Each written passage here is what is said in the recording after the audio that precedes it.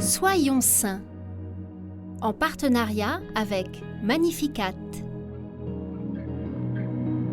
Nous souhaitons une joyeuse fête, tout en musique, aux Cécile, Célia, Cécilia et Asilis.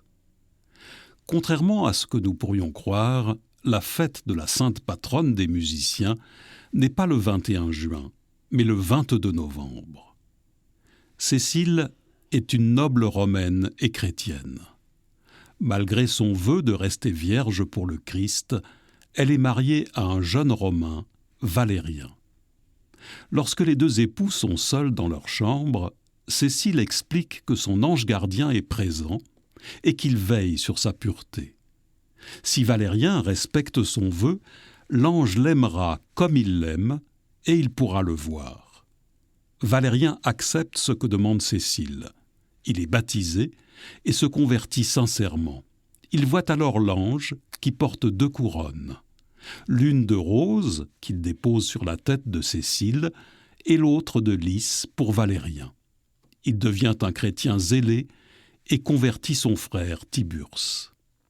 Cécile, Valérien et Tiburce utilisent leurs richesses pour aider les pauvres et les chrétiens.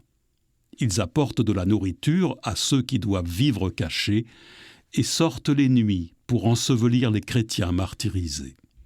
Une nuit, les 2 frères sont arrêtés et condamnés à mort. Surveillée, Cécile poursuit ses missions nocturnes. Lorsqu'elle est à son tour arrêtée, elle fait don de ses biens aux pauvres et lègue sa maison au pape Urbain Ier. Cette maison est aujourd'hui l'église Sainte-Cécile du Trastevere. Après l'échec d'un premier supplice, elle est décapitée et le bourreau doit s'y reprendre à 3 fois. Pendant son martyre, Cécile ne cesse de chanter des cantiques et des psaumes, ce qui en fait la sainte patronne des musiciens. Cécile est l'une des saintes préférées de sainte Thérèse de l'Enfant Jésus, qui la célèbre dans une ode magnifique.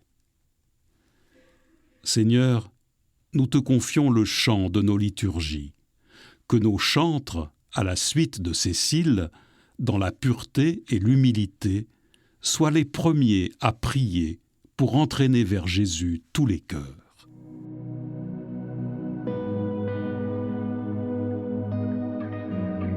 Sainte Cécile, prie pour que nous apprenions à chanter à la messe en cherchant à comprendre chaque parole.